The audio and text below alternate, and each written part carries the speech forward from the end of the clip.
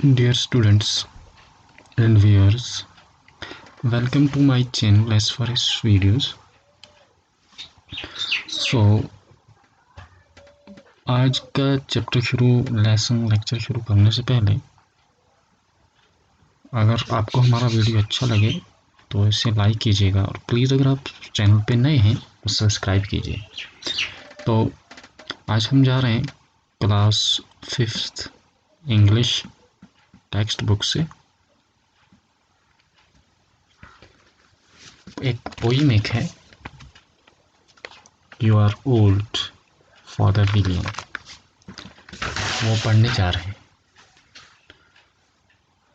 तो हमारे चैनल पे आप educational videos, technical tricks and formative tips आपको मिल सकते हैं, इसलिए चैनल सब्सक्राइब कीजिए। लेक्चर तो ये जो है, आज हम क्या कवर करने जा रहे हैं इस लेक्चर में, यू आर ओल्ड फॉर द विलियम, लुइस कैरोल जिसने ये लिखी है। पोइट का नाम है। इसमें आज पोइट्री को हम कवर करने जा रहे हैं। एन इंट्रोडक्शन टू पोइट का इंट्रोडक्शन है, पोइम हाइलाइट्स क्या है, ठीक है।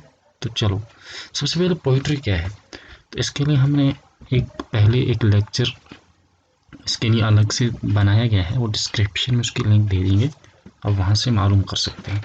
असल में ये जो पोइट्री है, ये जो ग्रीक वर्ड, यूनानी वर्ड पोइसिस है, उससे निकला है। इसका मतलब है कोई चीज़ बनाना, किसी को शक्ल देना। तो ये एक जो लिटरेचर है, जो अदब है, उसकी एक किस्म एक है। जैसे नसर है, प्रोज है, इसे ही पोइट्री है। तो इसमें बहुत सी चीज़ें यानी रिदम वगैरह इसमें यूज़ किया जाता है, यानी एक ले होती है ना। क्वालिटीज़ ऑफ जो लैंग्वेज है, जैसे है ना, इसकी एक फोनेस्टिक है, जो साउंड सिंबलिज्म है, ये मीटर यानी जो ताल है, सुर है, लय है, यानी वो सब चीज़ें इसमें इस्तेमाल की जाती हैं। क्या यानी बज़ाहिर कोई भी जो माना है, यानी किसी चीज़ को हम उभारना चाहते हैं या किसी चीज़ में हम जिद्दत पैदा करना चाहते हैं, एहसास फैलाना चाहते हैं किसी यानी माने के साथ, यानी उसमें एक जिद्दत एक पैदा हो, एक गर्माहट एक पैदा हो। एक बात तो हम ऐसे ही कह सकते हैं सिंपली, यानी प्रोज है, हम सिंपली कह दी, उसमें वो जिद्दत, वो जज्बात, वो उभार नहीं होता है जब हम उसको एक ले में, एक सुर में, एक ताल में कहते हैं, है ना। तो या कभी कभार यानी जो प्रोजिक है, यानी कोई ऐसी यानी उस जगह हम इस्तेमाल करते हैं इसको कि ताकि हमारे जो मीनिंग में एक जान पैदा हो जाए। यानी जो बौद्धा माना है, बौद्धिक किस्म की जो ताबीर है, उससे हटके यानी एक उभार पैदा हो जाए, उसमें एक जिद्दत पैदा हो जाए, उसके लिए पोइट्री का इस्तेमाल किया जाता है, यानी एक नई लहर पैदा हो जाए। तो यह क्या है, या एक ये यानी एक जो इसको है, ये जो विकिपीडिया ने लिखे है। फिर एक इसकी डेफिनेशन ये भी है, एक वो आर्ट एक है जिसमें यानी ताल सुर की एक यानी कंपोजिशन एक होती है उसकी, यानी वो कंपोज होता है।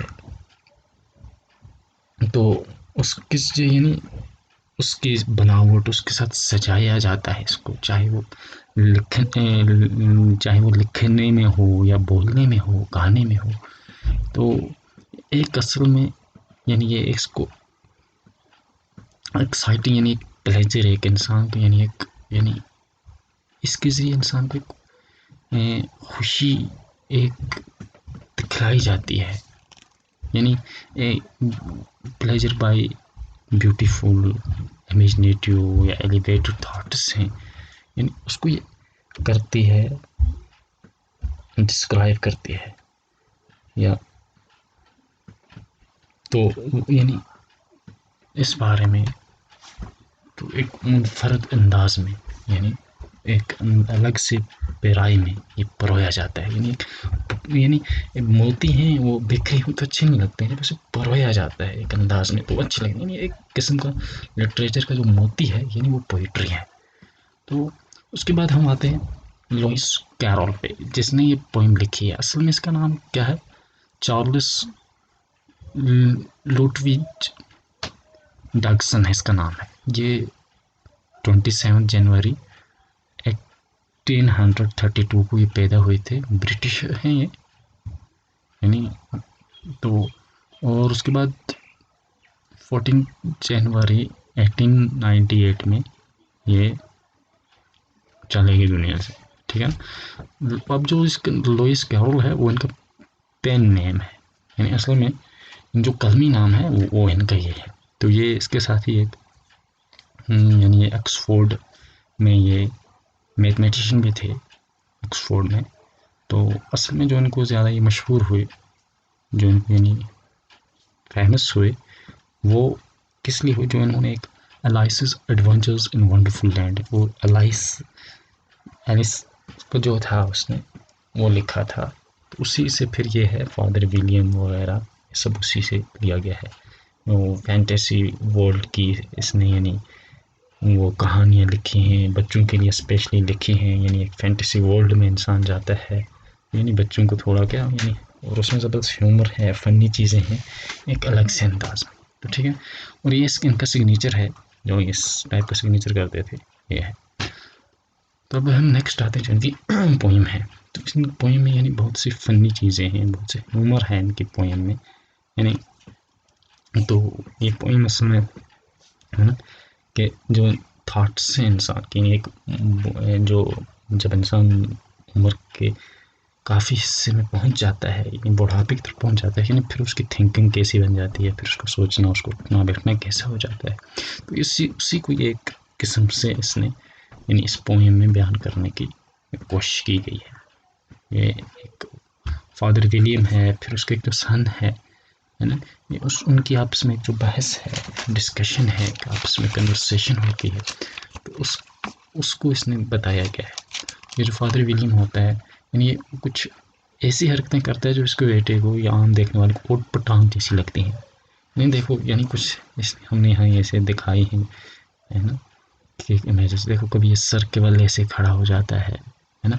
तो अब इसका ये जो बेटा है, या कहता है बाबा ये ठीक नहीं है, आप ऐसे खड़े होते हो, है ना जी, अब आप बूढ़े हो चुके हो, ये है वो है। यानी ये उसको सबको आगे यानी एक फ़नी रीज़न देता है, यानी उसको जस्टिफाई करने के लिए अपनी इन चीज़ों को यानी ऐसी यानी एक बातें कहता है कि यानी जो मजाकिया किस्म की होती हैं, यानी फ़नी किस्म की होती हैं, यानी बहुत ही जब हम इसको पढ़ेंगे तो इसमें ज़बरदस्त किस्म की यानी ह्यूमर इसमें है।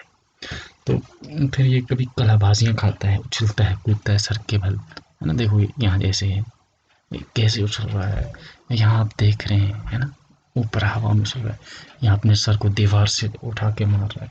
तो फिर कभी इसका बेटा से कहता है ना कि ये मैं इसलिए करता हूँ, अपने सर को इसलिए करता हूँ, है ना, कि इसलिए मुझे कुछ नहीं होगा, ये है वो है ना। ये अजीब व गरीब किस्म की ये क्या देता है सामने से इसको जवाब देता है। तो यानी इसी तरह की इनकी एक बहस चलती है। तो पूरी क्या है तो नेक्स्ट हम कल के लेक्चर में पढ़ेंगे।